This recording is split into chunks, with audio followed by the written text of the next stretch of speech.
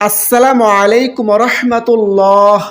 প্রিয় দর্শক, আজকের ভিডিওতে আলোচনা করব লা হাওলা ওয়ালা কুওয়াতা ইল্লা বিল্লাহ। কোন সময় কতবার পড়লে বিপদ মুসিবত থেকে মুক্তি পাবেন, দুশ্চিন্তা পেরেশানি থেকে মুক্তি পাবেন, মনের আশা আকাঙ্ক্ষা পূরণ হবে, গুনাহ খাতা মাফ হবে এবং জান্নাতের ধনভাণ্ডারের মালিক হওয়া যাবে। সেই সাথে আমরা আলোচনা করব কখন কিভাবে লা হাওলা ওয়ালা কুওয়াতা ইল্লা বিল্লাহ পড়লে সকল দোয়া কবুল হয়। মোট কথা, লা হাওলা ওয়ালা কুওয়াতা ইল্লা বিল্লাহ এর গুরুত্ব ও ফজিলত সম্পর্কে বিস্তারিত আলোচনা করব ইনশাআল্লাহ। সুতরাং গুরুত্বপূর্ণ ভিডিওটি না টেনে সম্পূর্ণ দেখুন এবং উপকারী মনে হলে প্রিয়জনের কাছে শেয়ার করুন। আর আমাদের চ্যানেলের নতুন দর্শক হলে পরবর্তী ভিডিও পাওয়ার জন্য চ্যানেলটি এখনই সাবস্ক্রাইব করে পাশের বেল আইকনটি অল নোটিফিকেশন করে রাখুন। দর্শক, যাদের মনের আশা জান্নাতের ধনভাণ্ডার লাভ করা, যারা অভাবে আছেন, বিপদ মুসিবতে আছেন, খুব দুশ্চিন্তা পেরেশানিতে আছেন, তাদের জন্য আজকের এই ভিডিওটি। এই আমলগুলো করলে ইনশাআল্লাহ আপনার এই সকল চাওয়া পাওয়া পূরণ হবে। লা হাওলা ওয়ালা কুওয়াতা ইল্লা বিল্লাহ হচ্ছে একটি গুরুত্বপূর্ণ জিকির। আর জিকির মানেই হচ্ছে আল্লাহ তাআলাকে স্মরণ করা। পবিত্র কোরআনে আল্লাহ তাআলা তাকে স্মরণ করার জন্য অর্থাৎ তার জিকির করার নির্দেশ দিয়েছেন।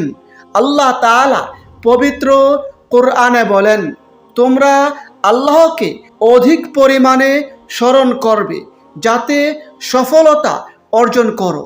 সূরা আনফাল আয়াত ৪৫।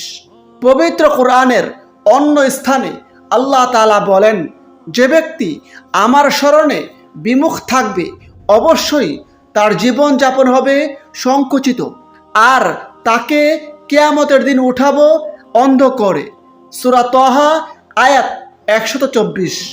পবিত্র কোরআনের অন্য স্থানে আল্লাহ তাআলা বলেন, তুমি নিজ মনে আপন রবকে স্মরণ করো সকাল সন্ধ্যায় অনুনয় বিনয় ও ভীতি সহকারে এবং অনুচ্চ সুরে, আর গাফেলদের অন্তর্ভুক্ত হয় না।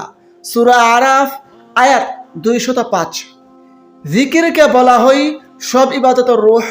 হযরত আবু মুসা আশআরী রাদিয়াল্লাহু আনহু হতে বর্ণিত আছে, আল্লাহর রাসূল সাল্লাল্লাহু আলাইহি সাল্লাম বলেছেন, যারা আল্লাহর জিকির করে এবং যারা আল্লাহর জিকির করে না, তাদের দৃষ্টান্ত হচ্ছে জীবিত ও মৃতের মতো।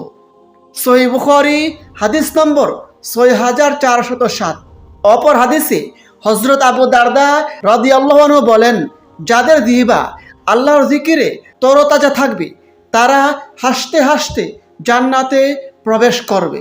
দর্শক, লা হাওলা ওয়ালা কুওয়াতা ইল্লা বিল্লাহ এর অর্থ আল্লাহ ছাড়া কোনো ভরসা নেই, কোনো ক্ষমতা বা শক্তি নেই। অর্থাৎ মানুষের ব্যক্তিগত শক্তি, সামর্থ্য, ক্ষমতা ও সাহস যত বেশি থাকুক না কেন, আল্লাহ তাআলা তৌফিক না দিলে তা কোনো ধরনের উপকারে আসবে না। এবং আল্লাহ তাআলার সত্তা সব কিছুর ঊর্ধ্বে। সব শক্তিধর বস্তু আল্লাহ তাআলার সামনে একেবারে তুচ্ছ ও ছোট। দর্শক, লা হাওলা ওয়ালা কুওয়াতা ইল্লা বিল্লাহ কখন পড়তে হয়? মানুষ যখন নিজের সক্ষমতার বাইরে কোনো পরিস্থিতি ও কাজের মুখোমুখি হয়, যা সম্পাদন করা তার উপর কষ্টসাধ্য হয়ে পড়ে, তখন এই বাক্যটি পড়তে হয়। এছাড়াও শয়তানের কোনো প্রতারণা ও আক্রমণ থেকে বাঁচার জন্য এই দোয়াটি পড়া হয়। মুয়াজ্জিন আযানের সময় যখন হাইয়া আলাস সালাহ এবং হাইয়া আলাল ফালাহ বলে, তখন লা হাওলা ওয়ালা কুওয়াতা ইল্লা বিল্লাহ পড়তে হয়। লা হাওলা ওয়ালা কুওয়াতা ইল্লা বিল্লাহ খুবই গুরুত্বপূর্ণ ফজিলতপূর্ণ একটি আমল। এর ফজিলত প্রসঙ্গে রাসূল আকরাম সাল্লাল্লাহু আলাইহি সাল্লাম থেকে অনেক হাদিস বর্ণিত হয়েছে। চলুন আমরা দেখে নেই এ প্রসঙ্গে রাসূল কারীম সাল্লাল্লাহু আলাইহি সাল্লাম হাদিসে কি বলেছেন।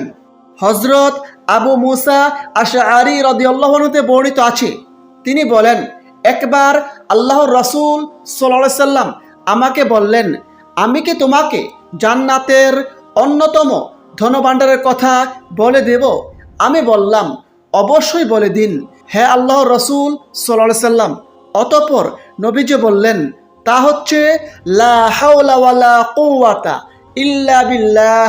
হাদিসটি বুখারী শরীফে বর্ণিত হয়েছে, হাদিস নম্বর 2992, মুসলিম শরীফ হাদিস নম্বর 2704। অপর হাদিসে হযরত আবু যর রাদিয়াল্লাহু আনহু তে বর্ণিত আছে, আল্লাহর রাসূল সাল্লাল্লাহু আলাইহি সাল্লাম একবার আমাকে বললেন, আমি কি তোমাকে জান্নাতের গুপ্ত ধনগুলোর একটির সন্ধান দিব না? আমি বললাম, অবশ্যই বলুন হে আল্লাহর রাসূল সাল্লাল্লাহু আলাইহি সাল্লাম। তখন নবীজি বললেন, লা হাওলা ওয়ালা কুওয়াতা ইল্লা বিল্লাহ। হাদিসটি মুসনাদ আহমদে বর্ণিত হয়েছে। অপর হাদিসে হযরত কাইস ইবনে সাদ ইবনে উবাদাহ রাদিয়াল্লাহু আনহু তে বর্ণিত আছে, তিনি বলেন, রাসূল আকরাম সাল্লাল্লাহু আলাইহি সাল্লাম আমাকে ইশারা করে বললেন, আমি কি তোমাকে জান্নাতের দরজাগুলোর একটি দরজা সম্পর্কে জানাবো না? আমি বললাম, অবশ্যই বলুন। তখন নবী করিম সাল্লাল্লাহু আলাইহি সাল্লাম বললেন, তা হচ্ছে লা হাওলা ওয়ালা কুওয়াতা ইল্লা বিল্লাহ।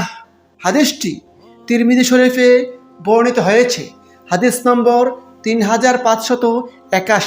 অপর হাদিসে হযরত হাসিব ইবনে হারমালা রাদিয়াল্লাহু আনহু তে বর্ণিত আছে, আল্লাহর রাসূল সাল্লাল্লাহু আলাইহি সাল্লাম বলেছেন, হে হাজিম, তুমি অধিক সংখ্যায় লা হাওলা ওয়ালা কুওয়াতা ইল্লা বিল্লাহ বাক্যটি পড়ো, কেননা তা হচ্ছে জান্নাতের গুপ্তধন।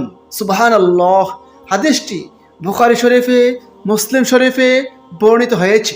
হযরত আনাস ইবনে মালিক রাদিয়াল্লাহু আনহু তে বর্ণিত আছে, আল্লাহর রাসূল সাল্লাল্লাহু আলাইহি সাল্লাম বলেছেন, যে ব্যক্তি ঘর থেকে বের হওয়ার সময় এই দোয়াটি পড়বে, আল্লাহ তাআলা তার জন্য যথেষ্ট হয়ে যাবেন এবং শয়তানও তার থেকে দূর হয়ে যাবে। সুবহানাল্লাহ। হাদিসটি আবু দাউদ শরীফে বর্ণিত হয়েছে, হাদিস নম্বর 4431। সেই দোয়াটি হচ্ছে, বিসমিল্লাহি তাওয়াক্কালতু আলাল্লাহি লা হাওলা ওয়ালা কুওয়াতা ইল্লা বিল্লাহ। দর্শক, যখনই ঘর থেকে বের হয়ে কোথাও যাওয়ার ইচ্ছা করবেন, তখন এই দোয়াটি পড়ুন। হযরত উবাদা বিন সামিত রাদিয়াল্লাহু আনহু তে বর্ণিত আছে, আল্লাহর রাসূল সাল্লাল্লাহু আলাইহি সাল্লাম বলেছেন, যে ব্যক্তি এই দোয়া পড়ে আল্লাহ তাআলার কাছে নিজের গুনাহের জন্য ক্ষমা প্রার্থনা করবে অথবা যে কোনো দোয়া করবে, আল্লাহ তাআলা তার দোয়া কবুল করবেন। সুবহানাল্লাহ। হাদিসটি বুখারী শরীফে বর্ণিত হয়েছে। দর্শক, সেই দোয়াটি হচ্ছে, লা ইলাহা ইল্লাল্লাহু ওয়াহদাহু লা শারীকা লাহু লাহুল মুলকু ওয়া লাহুল হামদু ওয়া হুয়া আলা কুল্লি শাইইন কাদির। আলহামদুলিল্লাহি ওয়া সুবহানাল্লাহি ওয়া লা ইলাহা ইল্লাল্লাহু ওয়াল্লাহু আকবার ওয়া লা হাওলা ওয়া লা কুওয়াতা ইল্লা বিল্লাহ। হযরত আব্দুল্লাহ ইবনে আমর রাদিয়াল্লাহু আনহু তে বর্ণিত আছে, আল্লাহর রাসূল সাল্লাল্লাহু আলাইহি সাল্লাম বলেছেন, পৃথিবীর বুকে যে ব্যক্তি বলে লা ইলাহা ইল্লাল্লাহু ওয়াল্লাহু আকবার ওয়া লা হাওলা ওয়া লা কুওয়াতা ইল্লা বিল্লাহ, তার গুনাহগুলো ক্ষমা করে দেওয়া হয়, যদিও তা সাগরের ফেনারাশির সমপরিমাণ হয়। সুবহানাল্লাহ। হাদিসটি তিরমিজি শরীফে বর্ণিত হয়েছে, হাদিস নম্বর 3460। মহান আল্লাহ তাআলা আমাদের সকলকে আমল করার তৌফিক দান করুন। সকলে কমেন্টে লিখুন আমিন। আসসালামু আলাইকুম ওয়া রাহমাতুল্লাহ।